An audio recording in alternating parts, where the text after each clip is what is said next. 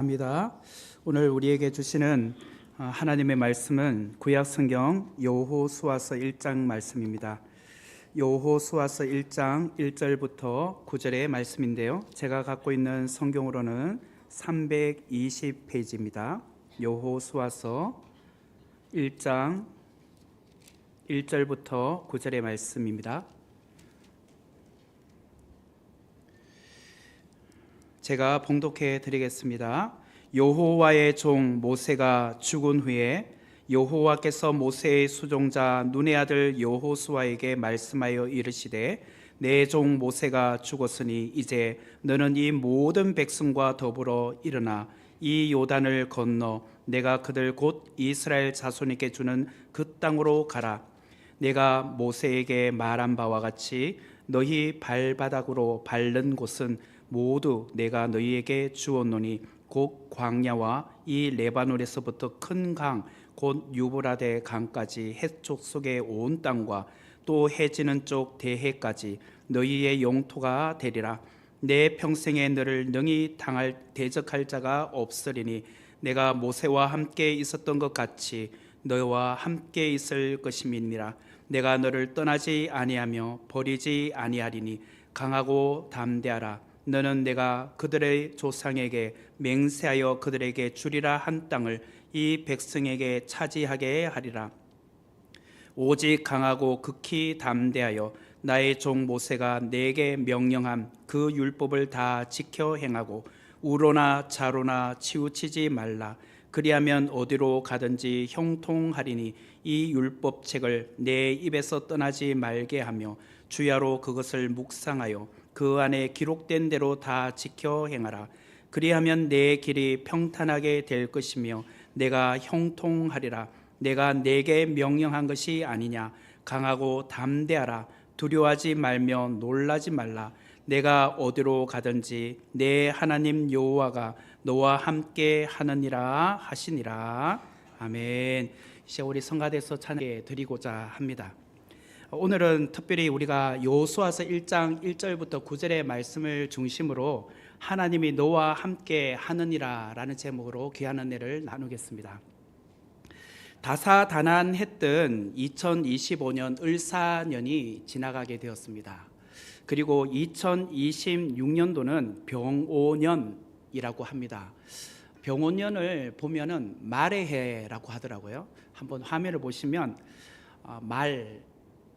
아마 여러분들 병오년 하면서 말 그림으로 어떤 여러분들의 덕담을 이렇게 메시지를 받으신 분들도 계실 겁니다. 그런데 붉은 말의 해라고 하더라고요. 왜 붉은 말의 해인지는 저는 잘 모르겠지만 일단 붉은 말의 해라고 합니다. 그래서 그런지 벌써부터 제주도는 2026년도에 대한 기대가 크다고 합니다. 왜 그런가? 사람이 나면 서울로 보내고 말이 나면 제주도로 보내라. 그런 속담처럼 제주도 주민들은 말의 해인 것처럼 제주도로 많은 관광객들이 와서 좀 뭔가 관광 산업으로 활기찬 2026년이 되었으면 좋겠다라는 바람을 갖고 제주도 도민들이 그런 기대를 갖고 있다라고 합니다. 이처럼 사람들은 새해가 되면 카톡이나 SNS를 통하여서 친한 분들에게 덕담 인사를 하지 않습니까? 여러분들도 벌써 새해 인사의 문자를 받아보셨을 겁니다. 특별히 말띠해를 맞이하여 말과 연관된 덕담을 들어보신 적도 있으실 겁니다. 예를 들자면 병오년은 뜨거운 말의 해처럼 모든 하는 일마다 초원을 달리는 말처럼 거침없이 뻗어나가기를 기원합니다. 또 이런 문구가 있고 또 다른 문구를 보면 말의 역동적인 에너지처럼 2026년 한 해 동안 목표를 향해 힘차게 도약하여 최고의 결실을 보시기를 바랍니다. 또 어떤 문장은 붉은 말의 해, 당신의 열정이 성공이라는 결승선에 가장 먼저 도착하는 한 해가 되기를 응원합니다. 이런 문장으로 이렇게 메시지를 받을 수도 있겠죠. 이와 같이 사람들은 말의 해를 맞이하여서 말과 관련된 새 덕담을 한두 번 정도는 받아보셨을 겁니다. 하지만 그리스도인은 말이라는 그 동물로만 덕담을 나누면 되지 않겠죠. 그리스도인이 전해야 될 새 인사, 또 그리스도인이 또 기대하고 바라는 그런 새 인사는 무엇인가? 올해도 하나님이 당신과 함께 하실 것입니다. 이것이 우리에게 최고의 덕담이 되어야 한다라는 것이에요.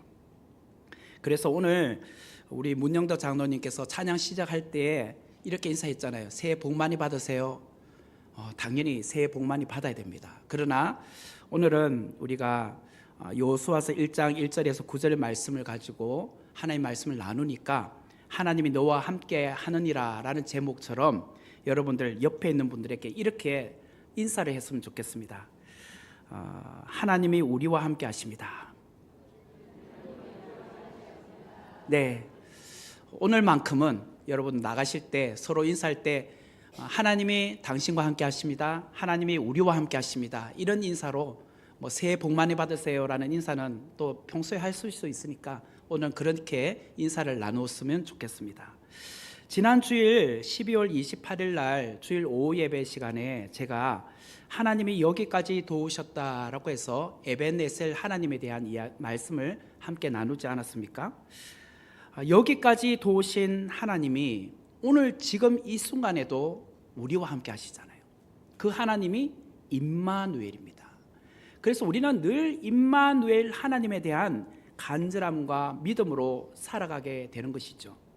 여러분 성경 66권을 이렇게 보시면 그 문장마다 가장 많이 나오는 어떤 하나님에 대한 명칭이 나오는데 그 중에 가장 많이 나오는 것이 하나님이 우리와 함께 한다는 단어예요. 달리 말하면 임마누엘이라는 단어가 참 많이 나옵니다. 구약에서 하나님은 이스라엘 백성들과 함께 하지 않으셨습니까? 그런데 그 구약의 이스라엘 백성들과 함께 하신 하나님이 신약에 직접 성육신 하셔서 우리와 함께 하신 분, 그분이 예수님 아니시겠습니까? 그처럼 구약부터 신약에 이렇게 흘러오는 그 성경의 이야기를 곳곳에 보면 하나님이 우리와 함께 하신다는 것. 구약에는 성막에서 함께 하셨고 또 성전에서 함께 하셨고 그 성전 대신 예수님께서 오늘 우리와 함께 하신다고 하시기 위해서 이 땅에 친히 오셨다는 거예요. 그것이 성탄절이잖아요. 그처럼 하나님은 오늘 우리에게 늘 함께 하시는 분이에요. 그 예수님께서 이 땅에 오셔서 33년의 인생을 사셨고 성천하시고 또 무엇이라고 하셨습니까? 내가 너희들에게 보혜사 성령을 보내주겠다라고 말하지 않으셨습니까? 그래서 오늘 우리는요 보혜사 성령이 우리와 함께 하심을 늘 느끼고 살아가는 존재들입니다. 이처럼 성경은 인류의 조상 아담으로부터 지금 이때까지 살아가는 모든 사람들에게 끊임없이 임마누엘 하나님이 우리와 함께 하신다는 그 하나님을 늘 우리는 체험하고 경험하고 살아야 돼요. 그 하나님을 내가 지금 잘 인식하지 못한다면 오늘 말씀을 통해서 다시 한번 하나님이 우리와 함께 하시는구나.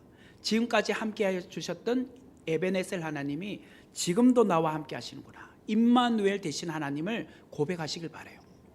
여러분은 함께 한다라는 말을 들으면 어떻습니까? 그 함께 한다는 그 단어가 여러분에게는 힘이 되고 위로가 되십니까? 아니면 함께 한다라는 이 단어가 여러분에게는 부담스럽습니까? 어떤 분은 난 너와 함께 하는 게 너무 부담스러워. 그러십니까? 때로는 그럴 수 있죠. 사람이 나와 함께 하는 것이 위로와 힘이 되기도 하지만 너무 가까이 오면 부담스러울 때가 있어요. 제가 이전에 교회에서 사역할 때 부목사로 섬겼는데요. 그때 공동체를 담당하면서 새가족 교육을 하잖아요. 새가족 교육을 하면 그 성도에게 순회 배정을 해줍니다. 그런데 어떤 성도님은 그렇게 말해요. 목사님, 저는 순회 배정해 주지 마세요. 그냥 주일 예배만 왔다 갔다 그냥 그렇게만 하고 싶어요. 순회는 가입하고 싶지 않아요. 들어가고 싶지 않아요. 부담스러워요.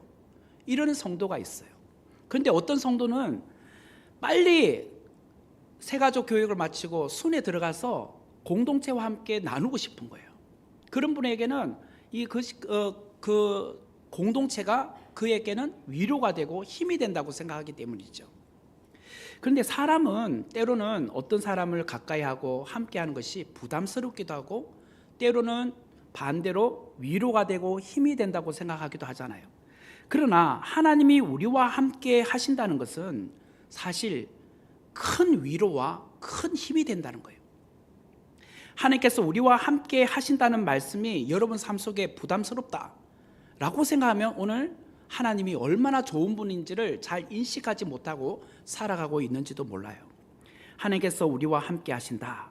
이 말씀은 사람이 사람과 함께하는 것은 때로는 부담스러울 수 있으나 하나님은 우리에게 참된 위로자가 되시고 참된 평안이 되시고 참된 안식과 능력과 소망이 되신다는 것을 우리가 꼭 믿고 확신하고 살아야 된다는 것입니다.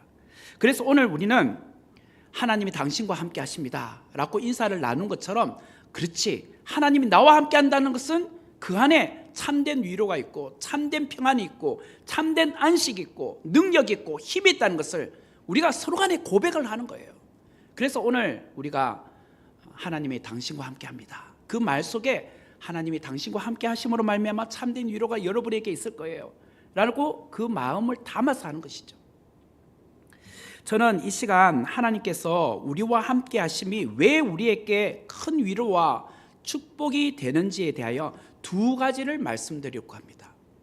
하나님이 우리와 함께 하신 것이 왜 우리에게는 큰 위로가 되고 큰 힘이 되는가? 첫 번째는 부재를 임재로 바꾸어 주기 때문이다. 부재란 것은 없는 거잖아요. 없는 자리, 누가 있었다가 없어지면 부재라고 하죠. 그 부재를 임재로 바꾸어 주기 때문에 그렇다는 거예요. 1절과 2절의 말씀 제가 읽어드리겠습니다. 여호와의 종 모세가 죽은 후에 여호와께서 모세의 수종자 눈의 아들 여호수아에게 말씀하여 이르시되 내 종 모세가 죽었으니 이제 너는 이 모든 백성과 더불어 일어나 이 요단을 건너 내가 그들 곧 이스라엘 자손에게 주는 그 땅으로 가라. 여호수아서 시작은 이렇게 시작합니다. 1장 1절에 여호와의 종 모세가 죽은 후에 라는 단어로 문장으로 여호수아서가 시작이 되고 있다는 거예요. 이 말은 무슨 말이냐? 모세가 부재하게 되었다. 죽었으니까 이제 이 자리 없다는 거잖아요. 이 말은 이스라엘 백성들에게 또한 여호수아에게는 크나큰 충격과 같은 사건이었다는 거예요. 모세는 그동안 40년 동안 이스라엘 백성들과 함께 했습니다. 출애굽 때부터 요단 동편까지 오는 동안 이스라엘을 이끌어왔던 영도자였습니다. 그런데 그 모세가 지금 이 자리에 없는 겁니다. 죽은 후에 라고 하고 있기 때문에. 그렇죠? 그동안 이들은 자신들의 생명과 안전을 책임져 주었던 모세 때문에 여기까지 왔다라고 생각을 했습니다. 그런데 그 모세가 부재하게 되었습니다. 모세의 부재는 이스라엘 백성들에게는 크나큰 충격이었고 누구보다도 여호수아에게는 크나큰 충격이었습니다. 그러다 보니까 신명기 34장 말씀에 보면 모세가 모압 땅에서 죽었다는 소식을 듣고 이스라엘 백성들은 30일 동안 지도자를 잃은 큰 슬픔과 낙담 가운데 지내는 장면이 신명기 34장에 나옵니다. 우리도 비슷한 경험을 할 수 있습니다. 여러분들이 부모님과 참 잘 이렇게 관계를 갖고 살아오시다가 갑자기 어느 날 아버지가 돌아가시고 어머니가 돌아가셨다라고 생각해 보세요. 그러면 그 빈자리가 얼마나 크게 느껴집니까? 그 아버지의 부재가 나에게는 큰 충격이 되지 않겠습니까? 특별히 예를 들자면 고등학교를 다니고 있는 아들에게 아버지가 돌아가셨다. 한참 지금 공부할 나이잖아요. 근데 아버지가 돌아가심으로 말미암아 나의 미래가 달라질 수 있습니다. 그죠? 그동안 아버지께서 생활비를 보태어 주시고 공부할 수 있도록 모든 여건을 마련해 주셨는데 아버지가 돌아가심으로 말미암아 나는 나의 진로와 나의 인생의 큰 그림이 바뀌어질 수 있다는 거예요. 국가적으로도 마찬가지입니다. 국민이 존경하던 대통령이나 왕이 죽었다라고 생각해 보세요. 그러면 그 나라의 운명이 달라질 수도 있잖아요. 여호수아서 1장은 이스라엘 백성들을 이끌어왔던 영적 지도자인 모세가 죽은 사건으로부터 시작이 됩니다. 이스라엘 백성들에게 모세는 절대적인 존재였습니다. 모세의 죽음을 받아들여야 했던 이스라엘 백성들, 그리고 여호수아는 얼마나 큰 두려움과 충격 가운데 빠졌을까요? 왜냐하면 그들에게는 가장 의지의 대상이었기 때문입니다. 특별히 여호수아는 모세를 이어서 이스라엘의 리더로 지금 세움을 받았습니다. 그리고 여호수아는 이제 이스라엘 백성들을 이끌고 가나안 땅으로 들어가야 되는 리더입니다. 가나안 땅에 들어가면 그냥 무혈 입성하는 것이 아니잖아요. 들어가서 가나안 그 원주민과 전쟁을 치러야 되고, 또 이스라엘 백성들에게 땅을 배분해 줘야 되고, 앞으로 미래가 불투명하잖아요. 그런 상황 가운데 이 여호수아는 참 두려웠을 거예요. 특별히 가나안 7 족속들은요, 그중에 헷 족속이라는 그 민족은 철기 문화를 사용하고 있었습니다. 그들은 철병거와 철무기를 가지고 있었기 때문에 이 당시 이스라엘 백성들은 청동기를 들고 있었어요. 칼도 뭐 형편없고 특별히 군사훈련도 제대로 받지 않았던 그 백성들이에요. 그들이 어떻게 철기 문화를 갖고 있었던 헷 족속이나 가나안 원주민들과 싸워서 이길 수 있겠습니까? 그러니까 더없이 두렵고 걱정이 될 수밖에 없었겠죠. 오늘 1절의 말씀을 다시 보면 이렇게 나오죠. 여호와의 종 모세가 죽은 후에 여호와께서 모세의 수종자 눈의 아들 여호수아에게 말씀하여 이르되, 여기 보면 여호수아에게 늘 꼬리표가 달려 있었습니다. 그게 뭐냐? 모세의 수종자 눈의 아들 여호수아. 여호수아를 부르면 늘 모세의 수종자잖아. 수종자란 말은 시종, 보좌관이란 뜻이에요. 다시 말하면 여호수아는 자기 스스로의 존재가 나오는 것이 아니라 늘 모세라는 큰 인물에 딸려오는 인물이었어요. 꼬리표가 늘 모세의 수종자, 시종이란 말이 붙었단 말이에요. 그러다 보니까 이제 모세가 떠나가고 백성들이 여호수아를 따른다고 생각했을 때 백성들은 이런 생각도 들었을 거예요. 여호수아가 뭘 할 수 있을까? 그는 아직 젊잖아. 그는 아직 경험이 부족하잖아. 우리를 이끌 지도자가 될 수 있을까? 어떻게 그를 믿고 우리의 인생을 맡길 수 있지? 분명히 백성들은 여호수아를 내가 전적으로 따른다는 것은 부담스러웠을 거예요. 여호수아는 끊임없이 선임자였던 모세와 비교가 될 수밖에 없었을 겁니다. 뭔가 일 처리가 더디거나 못하게 되면 백성들은 그랬을 거예요. 그러면 그렇지, 그는 리더의 자질이 없어. 이런 평가들이 여호수아에게는 큰 부담이 될 수밖에 없었을 겁니다. 그런데 하나님은 여호수아에게 내가 너와 함께 하겠다고 말씀하셨잖아요. 모세의 부재가 오히려 여호수아에게는 하나님의 임재를 경험할 수 있는 기회가 되었다라는 거예요. 모세의 부재가 하나님을 경험할 수 있는, 임재를 경험할 수 있는 기회가 되었다. 이게 중요합니다. 그동안 여호수아는 직접 하나님의 임재를 경험할 필요가 없었어요. 왜? 모세가 있었거든요. 고민할 필요도 없었고 염려할 필요도 없었어요. 직접 하나님 앞에 나가 기도할 이유도 없었어요. 왜? 늘 모세가 그 해결책을 하나님 앞에 아뢰었고 모세가 그 해결책을 마련해 왔으니까.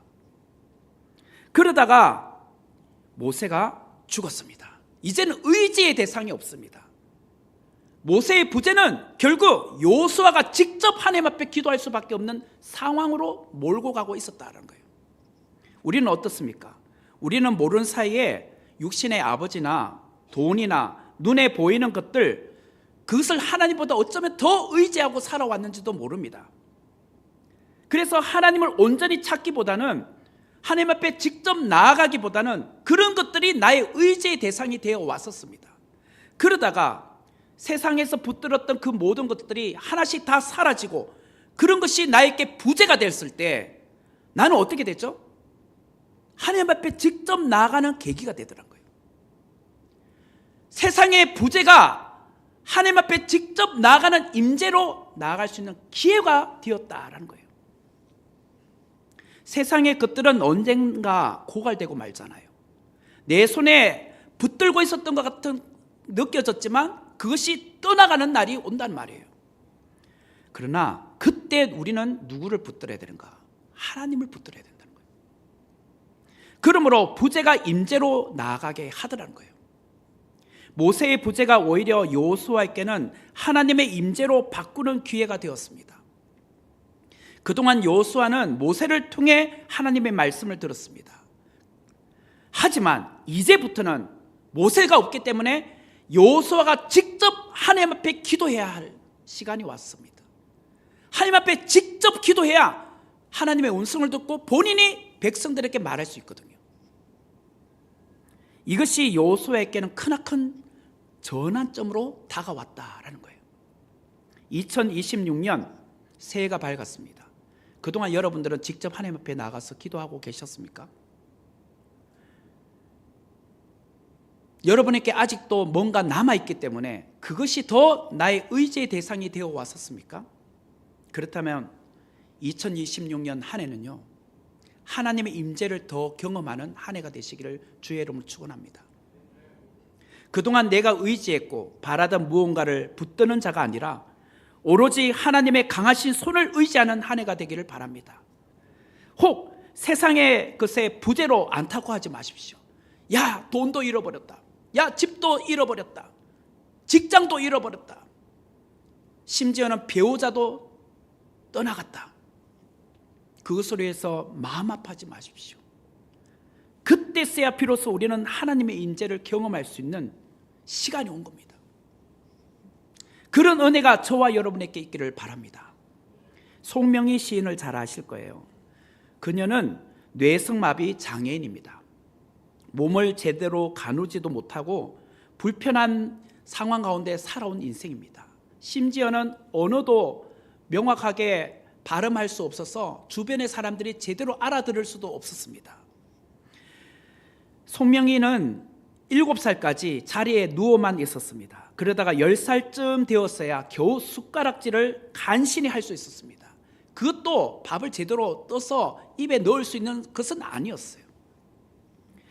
그런 와중에 아버지는 폐결핵으로 큰 병에 걸렸습니다. 또 집도 너무 가난했습니다. 그때 이 송명희가 10대 나이 때 하나님 앞에 이렇게 말합니다. 하나님, 왜 나를 이러한 모습으로 만들어 놓으셨습니까? 하나님, 왜 나를 이런 모습으로 만들어 놓으셨습니까? 하나님을 원망했단 말이에요. 그러던 그녀가 하나님을 인격적으로 만났어요. 그리고 아름다운 믿음의 고백의 시를 씁니다. 그 시가 우리가 잘 아는 나라는 시입니다. 화면을 보시면 그 가사를 제가 읽어드릴게요. 나 가진 재물 없으나, 나 남이 가진 지식 없으나, 나 남에게 있는 건강 있지 않으나, 나 남이 없는 것 있으니, 그 다음 하면 나 남이 못 본 것을 보았고, 나 남이 듣지 못한 음성을 들었고, 나 남이 받지 못한 사랑 받았고, 나 남이 모르는 것 깨달았네. 공평하신 하나님이 나 남이 가진 것 나 없지만 공평하신 하나님이 나 남이 없는 것 갖게 하셨네. 이 고백을 하게 되었단 말이에요. 송명희에게 부재는요, 하나님의 임재를 경험하는 시간이 되었어요. 오늘 우리에게 세상의 부재로 인해서 마음 아파하지 마십시오. 2026년이 되었다고 해서 모든 것이 다 완벽하지는 않을 거예요. 분명히 우리 안에는 부재를 경험하는 사람이 있을 겁니다. 사랑하는 배우자가 돌아가실 수도 있고, 사랑하는 부모님이 돌아가실 수도 있습니다. 또 병에 걸릴 수도 있습니다. 생각지도 않았던 큰 시련이 찾아올 수도 있습니다. 그것이 여러분의 인생의 부재가 될 수 있습니다. 그때 하나님께 원망하지 맙시다. 그 부재를 통해서 하나님의 임재를 경험하는 자리로 나가십시오. 그런 은혜가 우리 모두에게 있기를 주의 이름으로 축원합니다. 두 번째로, 하나님께서 함께 하심이 왜 우리에게 위로와 축복이 되는가? 강하고 담대할 이유가 되기 때문이라는 거예요. 강하고 담대할 이유가 되기 때문에. 첫 번째는 부재를 임재로 바꾸기 때문에, 두 번째는 강하고 담대할 이유가 되기 때문이다. 이 본문에 보면은 강하고 담대하라라는 말이 총 3번 나옵니다. 6절, 7절, 9절 이렇게 3번에 걸쳐서 나옵니다. 첫 번째로 언급되어 있는 6절의 말씀을 보세요. 5절과 6절을 제가 읽어볼게요. 내 평생에 너를 능히 대적할 자가 없으리니 내가 모세와 함께 있었던 것 같이 너와 함께 있을 것임이니라. 내가 너를 떠나지 아니하며 버리지 아니하리니 강하고 담대하라. 너는 내가 그들의 조상에게 맹세하여 그들에게 주리라 한 땅을 이 백성에게 차지하게 하리라. 이 5절 끝에 보니까 내가 너를 떠나지 아니하며 버리지 아니하리니 그 다음 말씀이 강하고 담대하라고 나와요. 여기서 5절에 떠난다라는 말은 더 이상 함께 할 수 없다는 뜻이잖아요. 부모님도 떠날 수 있죠. 그거는 다시 함께 할 수 없는 거잖아요. 버린다라는 것은 무가치하기 때문에 버리는 거 아니겠습니까? 가치가 없다고 생각하니까 버린다는 거잖아요. 하나님은 우리에게 말씀하십니다.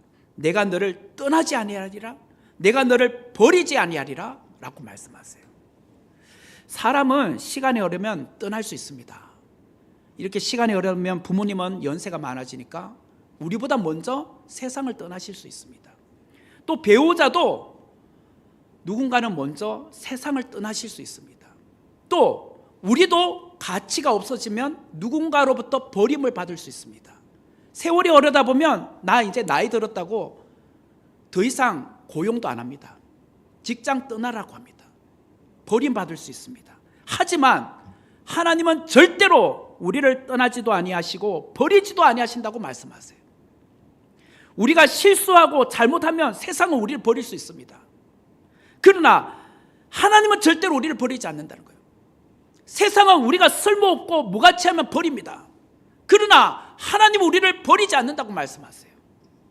그러므로 너희는 강하고 담대하라고 말씀하고 계세요. 이 말씀은 여호수아에게는 큰 위로가 아닐 수 없었습니다. 하나님이 여호수아를 떠나지 아니하겠다, 여호수아가 무가치하고 쓸모없는 존재로 난 만들지 않겠다고 하신 거예요. 백성들이 볼 때 니는 모세만큼 하겠니? 아직 나이도 어리고 경험도 없는데 무가치한데 잘할 수 있겠니?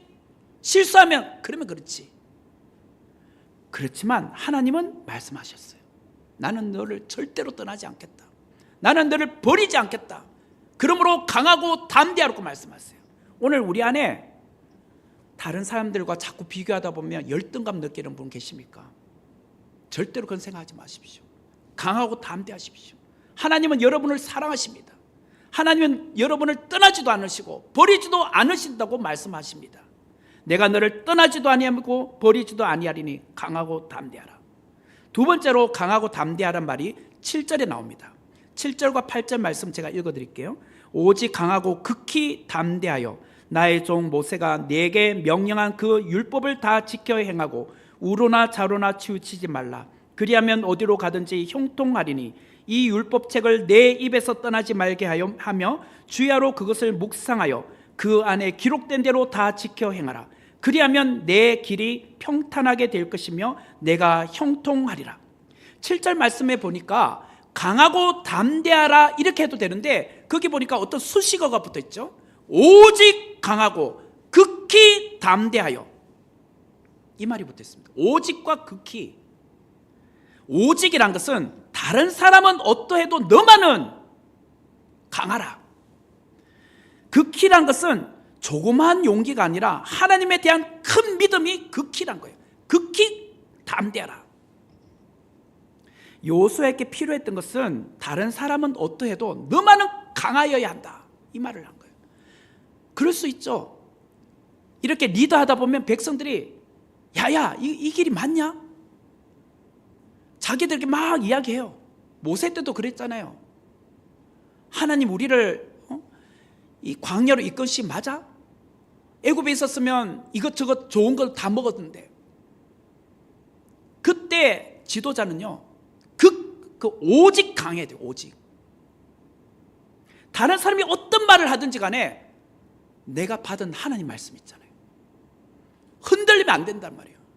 믿음을 갖고 끝까지 담대하게 나가야 돼요. 극히 담대하여. 용기를 갖고 하나님에 대한 큰 믿음을 갖고 전진하라는 거예요. 주변에 무슨 말을 하든지 간에 그게 현혹되지 말고 그 수많은 난관 앞에 부딪혀도 내 믿음이 흔들리지 말고 끝까지 담대하게 나가는 거예요. 오늘 우리에게 필요한 것이 이거예요. 오직 강하고 극히 담대하여.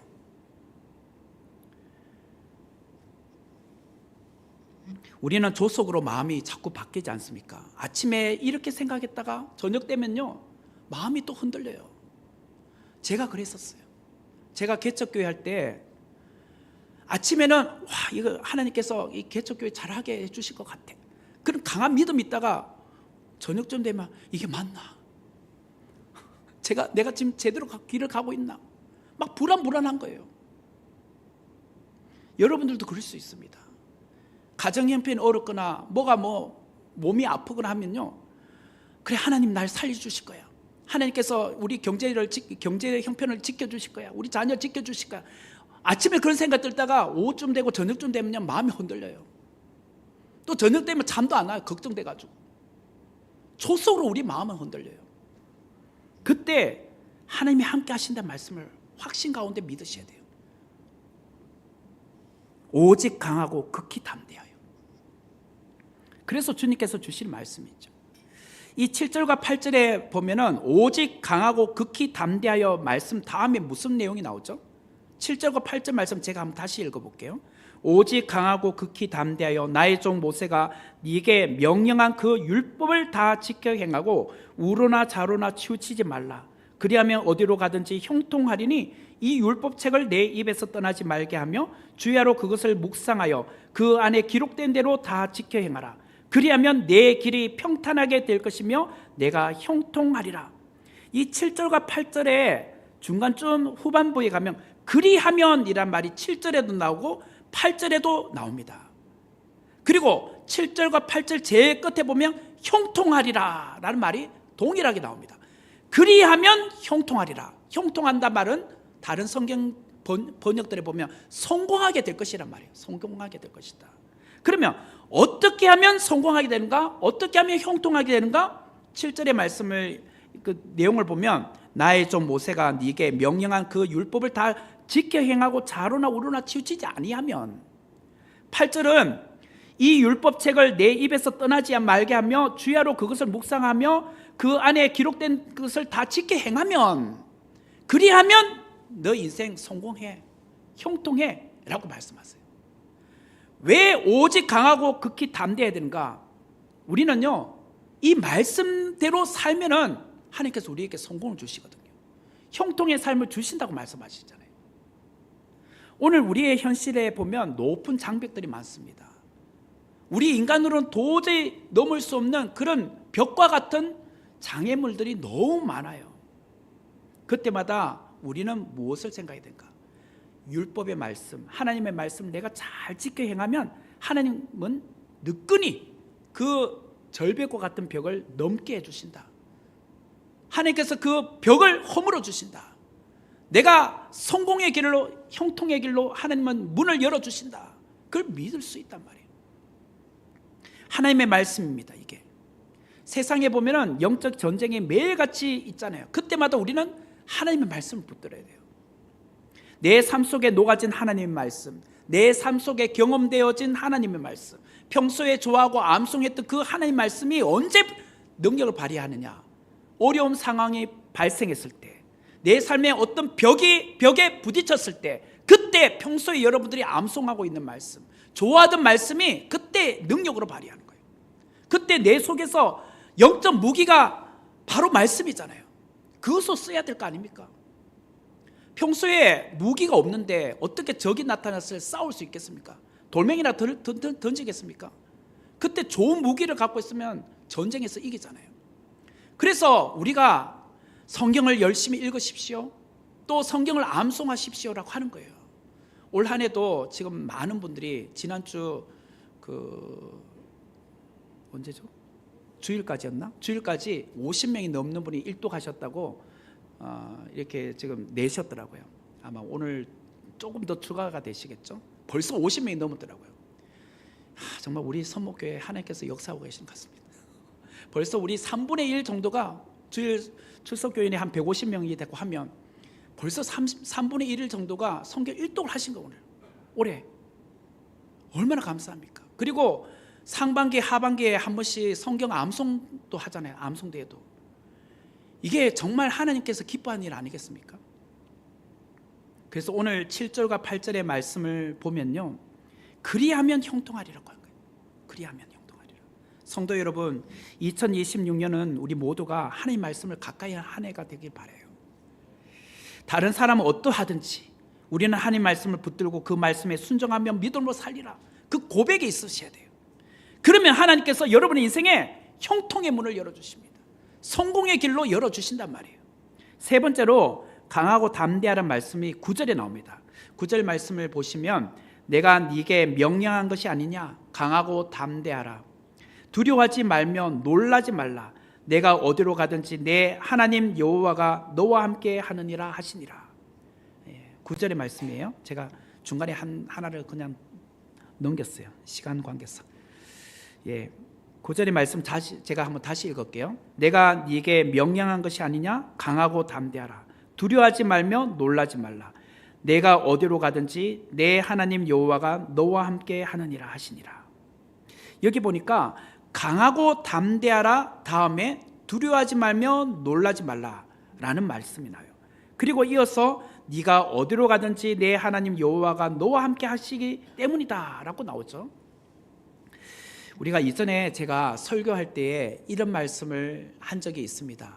두려워하지 말라라는 말에는 꼭 세트로 내가 너와 함께 함이라, 이 말이 나온다고 했죠. 그래서 제가 모션까지도 했잖아요. 두려워하지 말라, 내가 너와 함께 함이라, 이 말씀을 하신 거 기억나시죠? 자, 그래서 여러분들 늘 기억하셔야 돼요. 여러분 인생에 두려움이 오면요, 하나님께서 나와 함께 하신다, 두려워하지 말라, 내가 너와 함께 함이라, 늘 그것을 외치란 말이에요.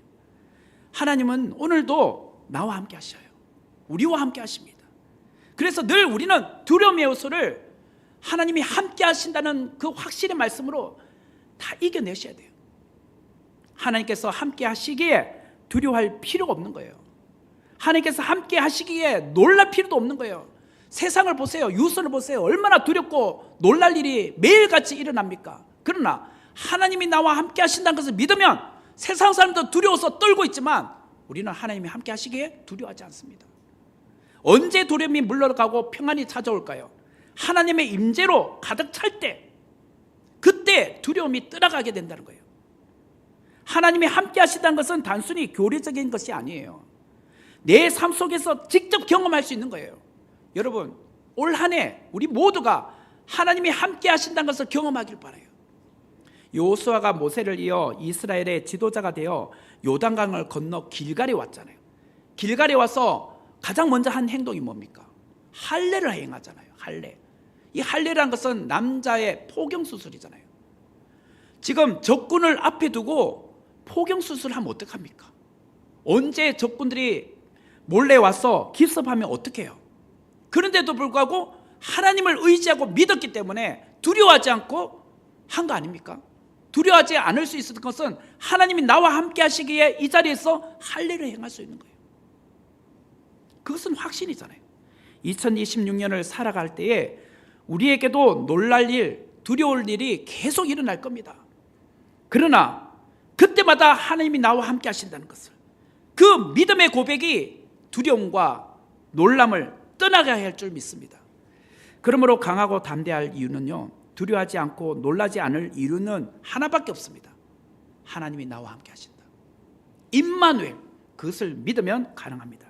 예수님께서 성천하시면서 마지막으로 무엇이라고 하셨죠? 마태복음 28장 20절 말씀인데요, 내가 너희에게 분부한 모든 것을 가르쳐 지키게 하라. 볼지어다 내가 세상 끝날까지 너희와 항상 함께 있으리라 하시니라. 주님께서 이 땅을 떠나시면서 내가 세상 끝날까지 너희와 항상 함께 있으리라고 말씀하셨잖아요. 주님은요, 내가 어느 곳에 있든지 또 어느 시대에 사든지 늘 나와 함께 하신다. 그분이 하나님이시다. 예수님이시다. 그 옛날 여호수아 때만 함께 하셨을까요? 아니요. 오늘 우리와도 함께 하십니다. 올해 여러분 삶 속에 지금까지 도우신 에베네셀 그 하나님이 지금 하나님은 나와 함께 하시는 임마누엘 하나님이 되신다. 그리고 그 하나님은 나의 미래를 준비하고 계신다. 여호와 이레. 그래서 이 세 히브리어를 좀 딱 올해는 붙들으셨으면 좋겠어요. 에베네셀, 임마누엘, 여호와 이레. 에베네셀은 뭐라고요? 여기까지 도우신 하나님. 과거에부터 여기까지. 임마누엘은 지금 현재 나와 함께 하시는 하나님. 앞으로도 나를 도우시고 준비하신 하나님은 여호와 이레 되신 하나님. 그 하나님이 오늘 우리 삶 속에 역사하고 계심을 믿고 올 한 해 정말 믿음의 길을 우리가 함께 달려가는 자 되기를 주의 이름으로 축원합니다. 같이 기도하도록 하겠습니다. 은혜로우신 하나님, 우리의 삶 속에 늘 임마누엘 되시는 하나님을 믿음으로 한 걸음 한 걸음 그 하나님을 경험하며 살아가는 자 되게 하여 주시고, 한 해의 시작하는 이 새해 첫날에 우리가 더더욱 하나님이 나와 함께 하신다는 고백이 있게 하시고, 또 한 해를 되돌아보았을 때 연말에 그 하나님이 나와 함께 하셨다는 간증이 넘치는 우리 모두가 되게 하여 주옵소서. 예수님의 이름으로 기도하옵나이다. 아멘. 이 시간 우리 성찬식